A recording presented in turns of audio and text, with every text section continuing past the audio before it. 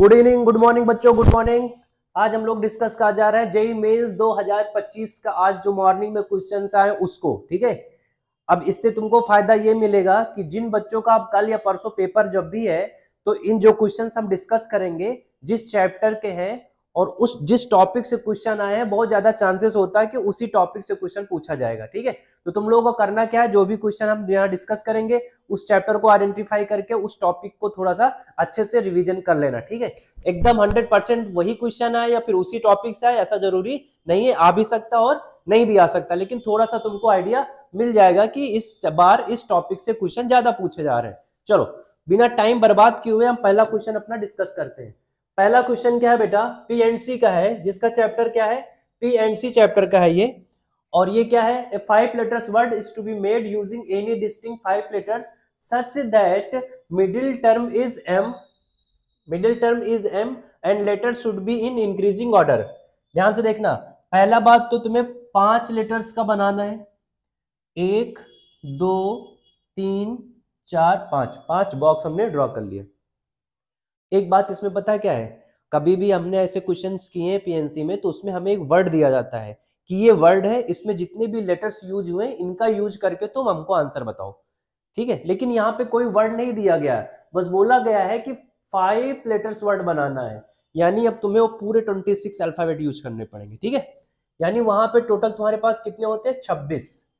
कहानी क्या है कि सब डिस्टिंक्ट होने चाहिए, यानी कुछ रिपीट नहीं कर सकता। दूसरी बात क्या है, 5 लेटर का होना चाहिए और मिडिल में एम आना चाहिए। Letter should be in increasing order, सबसे महत्वपूर्ण बात तो यही है कि इंक्रीजिंग ऑर्डर में होना चाहिए। अब ये इंक्रीजिंग ऑर्डर मतलब नंबर तो है नहीं यहाँ कि 1 बड़ा है फिर 2 आएगा फिर 3 आएगा, ऐसा नहीं। जैसा हम लोग पढ़ते हैं ना A B C D E F, तो पहले ए पढ़ते हैं, तो यहाँ पे अगर ए आया है तो पहले ए ही आना चाहिए, ए बी सी डी ऐसे वैसे ही तुम्हें दिखना चाहिए। लेटर्स का जो ऑर्डर है वो ऐसा ही होना चाहिए, जो पहले आएगा वो पहले लिखा होना चाहिए, जो बाद में आता है वो बाद में लिखा होना चाहिए, ऐसे करके। ठीक है, तो m को तो मिडिल में ही रखना है, इसके पास हमारे पास और कोई ऑप्शन नहीं है, m को मुझे यहीं पे फिक्स करना पड़ेगा। तो ये तो एक ही तरीके से हो सकता है ना, और कोई ऑप्शन नहीं है हमारे पास m को कहीं और फिक्स करने का। दूसरा, अब हम बात करते हैं इन पे। अब ध्यान से देखना, m है मिडिल में, तो जो पीछे आएंगे वो जो A B C D F G H I J हम लोग पढ़ते हैं, तो जो इसके पीछे आएंगे वो m से पहले लेटर्स जितने भी होंगे उन्हीं में से कोई 2 आ सकते हैं, क्योंकि अगर m को क्रॉस करके तुम इधर ले आए तो इसका मतलब जो m के बाद लेटर्स आने वाले हैं वो m के पीछे आ जाएंगे, तो इंक्रीजिंग ऑर्डर में नहीं रहेगा। तो तुम्हें क्या करना है, m से पहले जितने भी लेटर्स हैं उसमें से कोई 2 ले लो और उनको जो पहले आता है उसको पहले लिख दो, जो बाद में आता है उसको बाद में लिख दो। तो m के पहले क्या हो सकता है, A B C D E F G H I J K L M, यानी यहां तक 1 2 3 4 5 6 7 8 9 10 11 12, टोटल 12 लेटर्स होंगे जो m के पीछे होंगे। ठीक है, टोटल 12 लेटर्स होंगे जो m के पीछे होंगे। तो हमने क्या किया, उनमें से 2 लेटर्स उठा लिए, कोई भी 2 हो सकते हैं। मान लो हमने d और f उठा लिया होगा, तो यहां पहले हम d रखेंगे फिर f रखेंगे, क्योंकि इंक्रीजिंग ऑर्डर में रखना, यानी रखने का तरीका क्या होगा बेटा, एक ही होगा। अब m के बाद पक्का 13 आएंगे, क्योंकि 12 और प्लस 1 13 हो गए, बचे कितने, 13, टोटल 26 है। तो अब वो 13 में से जितने अपन को जरूरत कितने का है, 2 का, फिर से 2 उठा लिए। रखने का तरीका एक ही होगा क्योंकि उसको भी इंक्रीजिंग ऑर्डर में ही रखना है। तो फाइनल अपना आंसर आ जाएगा 12c2 इंटू 13c2। ठीक है, ये आंसर आ जाएगा बेटा। ठीक है, तो इसमें फिलहाल कोई टॉपिक नहीं है। हाँ, बस ये जान सकते हो कि वर्ड्स प्रॉब्लम को तुम्हें प्रैक्टिस करना पड़ेगा। ठीक है, वर्ड्स प्रॉब्लम में तुम्हें प्रैक्टिस करना पड़ेगा। पीएनसी के जितने भी वर्ड्स प्रॉब्लम है उसको थोड़ा सा और ज्यादा टाइम दे दो, आधे घंटे 1 घंटे, बस, ज्यादा नहीं। पूरा इसी पे डिपेंड मत तो जो हो जाना कि वर्ड्स प्रॉब्लम ही अपन को करना है, ऐसा नहीं होगा। ठीक है, चलो नेक्स्ट क्वेश्चन की तरफ मूव करते हैं हम। ये है बायनोमियल क्वेश्चन।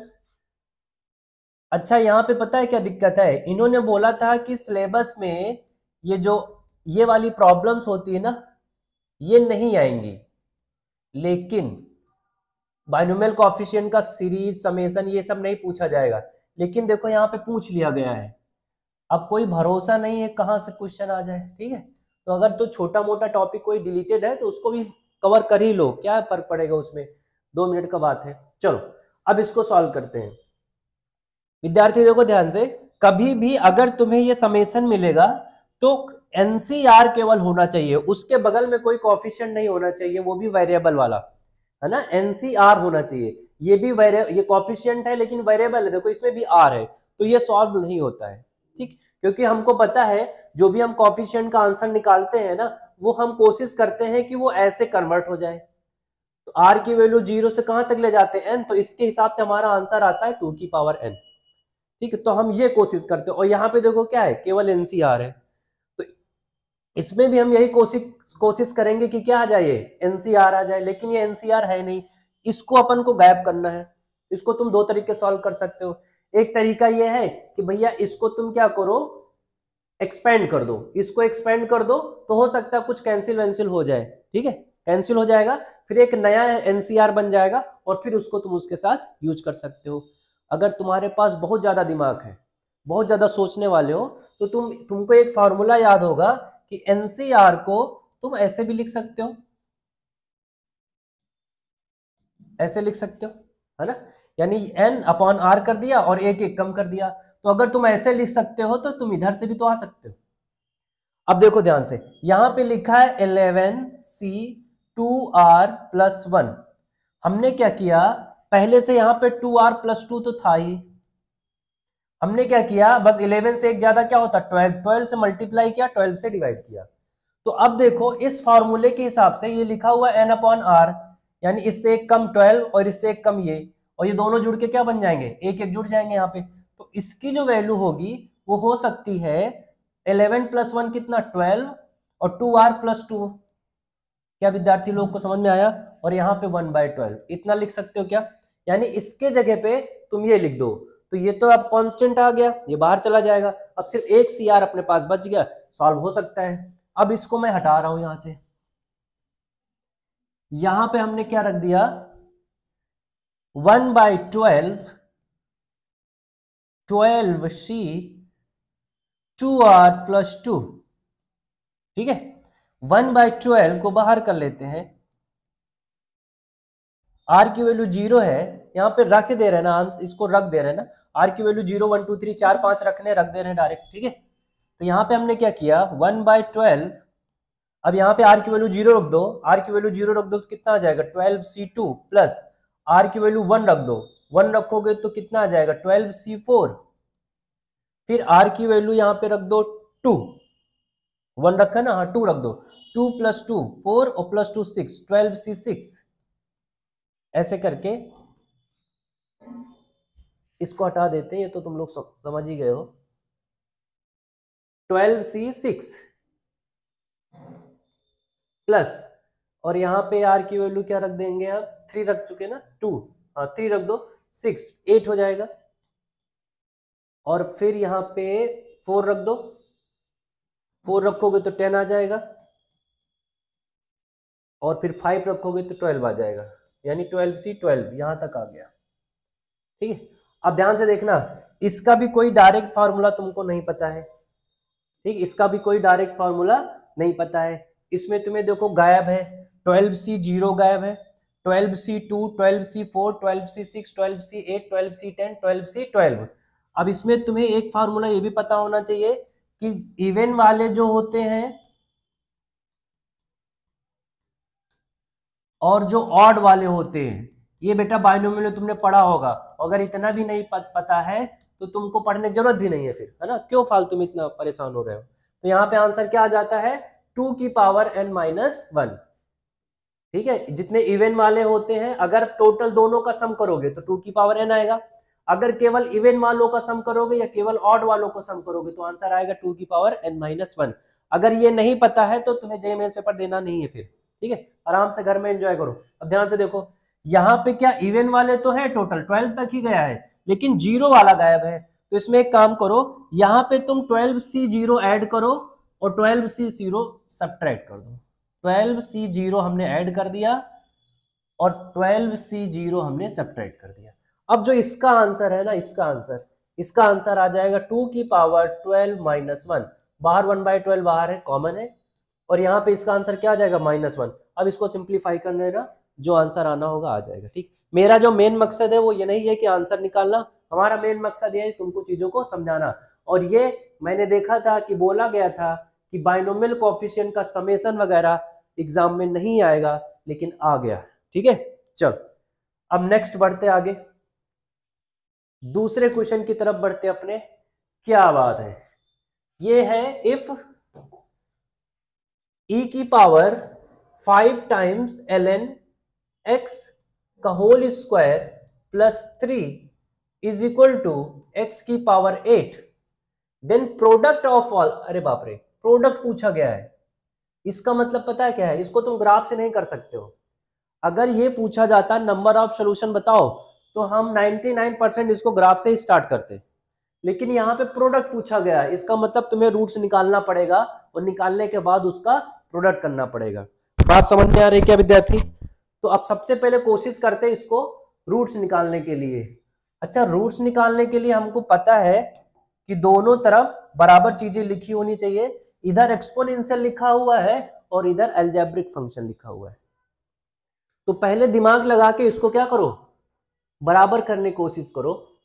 इसको तो तुम कुछ कर नहीं सकते हो, ठीक है, इसको तुम लेकिन कर सकते हो। किसी भी चीज को तुम e की पावर में लिख सकते हो, क्योंकि उसके पास एक अपना जाना पहचाना दोस्त होता है जिसको बोलते हैं ln x। ध्यान रखना, यहाँ पे ये ln x का होल स्क्वायर है, x स्क्वायर नहीं है, और प्लस 3। इसको हमने लिख दिया e की पावर ln समझ गए होगे। यहाँ पे आंसर क्या आ जाएगा, x की पावर 8 ही आ जाएगा। और अगर ये तुमको नहीं आता है तो फिर से मैं बोलूंगा तुम्हें जेईई मेंस देने की जरूरत नहीं है। चलो, अब ये दोनों चीज हो सकती हैं बराबर। बराबर कैसे, ये e है ये भी e है, तो पावर बराबर कर दो। तो 5 टाइम्स ln x का whole square plus 3 is equal to, अब ये 8 बाहर लेके आओगे तो ये 8 ln x हो सकता है। ठीक है, अब ये सिंपल क्वाड्रेटिक बन जाएगा अगर तुम ln x को कुछ मान लो। हमने मान लिया है भगवान, सॉरी t मान लिया, t तो यहां पे आ जाएगा 5t square plus 3 is equal to 8t। आगे सिंप्लीफाई करेंगे तो आएगा 5t square minus 8t plus 3 is equal to 0। 5 into 3 15 और प्लस करो तो, अच्छा यही दोनों फैक्टर ही है हमें लग रहा। तो 5t square minus 5t minus 3t plus 3 is equal to 0। एक बार चेक कर लेना फैक्टराइज सही हो रहा है ना। 5 इंटू 3 15 हो जाएगा और 5 प्लस 3 8 हो जाएगा, सही तो है। अब यहां से हमने क्या किया, 5t कॉमन ले लिया, यहां से 5t कॉमन लिया तो यहां बचेगा t, यहां पे आएगा -1, और यहां पे था -3 कॉमन लिया तो यहां पे आएगा t -1 बराबर 0। तो एक बराबर आएगा t की वैल्यू 1 और एक आएगा t की वैल्यू 3/5। तो अब इन दोनों का प्रोडक्ट क्या होगा, 1 इंटू 3/5, यानी फाइनल आंसर कितना आ जाएगा 3/5। गलत है, क्या है ये, गलत है। कैसे, क्योंकि टी का जन्म क्वेश्चन में नहीं हुआ था, टी का जन्म तुम्हारे वजह से हुआ है। तुम्हारे वजह से मतलब तुमने माना है, ठीक है, टी तुमने माना है। हमको तो चाहिए था एक्स में आंसर और उसको प्रोडक्ट करना था। तो अब एक काम करो, जो ये आंसर्स आए हैं, जो तुमने जिसको जो माना है उसके हिसाब से लिख लो। टी की वैल्यू 1 आया है और टी क्या था, टी था ln x, तो ln x की वैल्यू 1 आया है, ठीक है, तो x की वैल्यू यहां से कितनी आ जाएगी e। दूसरा t की वैल्यू आया है 3/5 और t कितना था ln x is equal to 3/5, तो x की वैल्यू कितनी आ जाएगी e की पावर 3/5। ठीक है, अब इनको जोड़ देना, मल्टीप्लाई कर देना है, यानी आ जाएगा x, प्रोडक्ट आ जाएगा e की पावर 3/5 इंटू e की पावर 1। इनको जोड़ोगे तो आएगा e की पावर 8/5। अब इसको कैलकुलेट कर सकते हो। थोड़ा सा हो सकता है कहीं आंसर वांसर गड़बड़ हो गया हो या कहीं फैक्टराइजेशन थोड़ा गड़बड़ हो गया हो, इसलिए आंसर अजीब सा आ रहा हो सकता है, आंसर भी यही हो, ऐसा कोई जरूरी नहीं है। फिर एक बार कैलकुलेशन चेक कर लेना, अगर कैलकुलेशन सही है तो ये आंसर भी सही होगा। ठीक है बच्चा, हमारा मकसद ये नहीं है कि आंसर मैच कराना है, हमारा मकसद ये है कि हम प्रोसेस तुमको सिखाना चाहते हैं कि ऐसे ऐसे करके चला जाए। अब फिर से इसमें एक बात बोलना चाहेंगे, अगर इस टाइप का कभी बहुत अजीब सा इक्वेशन इधर हो और इधर कोई ट्रिग्नोमेट्रिक फंक्शन हो, एक्सपोनेंशियल फंक्शन हो, तो हम जनरली ग्राफ से ही करते हैं। अगर यहाँ पे नंबर ऑफ सॉल्यूशन पूछा जाता तो उसको हम ग्राफ से ही स्टार्ट करते, लेकिन यहाँ पर प्रोडक्ट पूछा गया है, तो इसका मतलब हमें अलग अलग सोल्यूशन निकालना पड़ेगा और फिर मल्टीप्लाई करना पड़ेगा। समझ गए होगे बच्चा? चलो आगे बढ़ते हैं। नेक्स्ट क्वेश्चन क्या है अपने पास आज पिटारे में? वाह मजा आ गया। Definite integration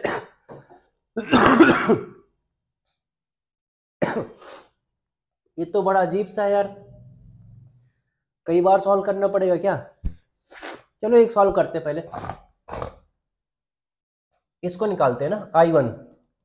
I1 is equal to 0 से π/4 7 times tan 8x plus 7 times tan की power 6x minus 3 times tan की power 4x minus 3 tan square x। इसको तुम्हें क्या करना है? इंटीग्रेट करना। बड़ा लेंदी क्वेश्चन लग रहा है यार। पहले इसको करेंगे फिर इसको करेंगे, या इसी में इसको बना ले क्या? चलो देखते हैं। इसमें कोई एक्सपोनेंशियल या कोई फिर बाइनोमियल का एक्सपेंशन तो नहीं लिखा हुआ है। अच्छा 7 है ना, पहले तो कॉमन ले लो बच्चा, कुछ नहीं करना। अब पहले से यहां से 7 10 की पावर 6 कॉमन ले लो।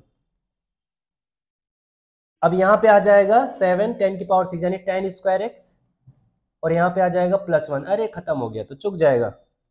और ये है 0 से π/4 माइनस यहां से -3 tan स्क्वायर x कॉमन ले लो, ठीक है।